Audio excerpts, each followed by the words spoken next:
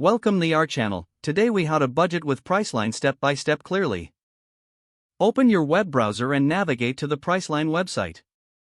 Create an account or log in to your existing account.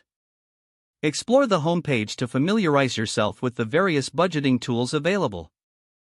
Begin by determining your travel needs and preferences. Select the flights, hotels, or car rentals category based on your budget. Enter your travel details, including destination, dates, and number of travelers. Review the displayed options carefully, noting the prices and amenities.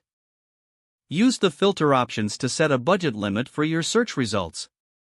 Adjust filters for star rating, user reviews, and specific amenities to refine your choices. Once you find an option that fits your budget, click on it to view more details. Take note of any additional fees or potential savings indicated on the listing. Consider Priceline's Name Your Own Price feature if you're looking for discounts on hotels and flights. Follow the prompts to enter your desired price and wait for offers from participating providers. When a suitable offer comes through, review the terms and ensure they fit your budget. Make the booking by entering your payment information and confirming your reservation. After booking, keep track of your expenses by recording the total cost and any additional charges. Utilize the Priceline app to manage your bookings on the go. If needed, revisit the site to make adjustments to your budget for future trips.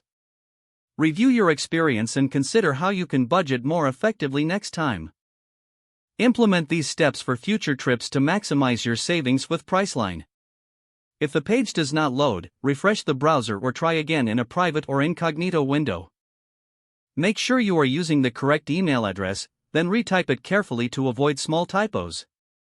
If your password is not accepted, use the reset option and create a new strong password you can remember. Check your spam folder for verification or security emails, then complete any requested confirmation steps.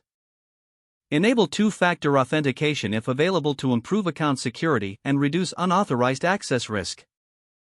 After signing in, review your profile details so your contact information and settings are accurate and current.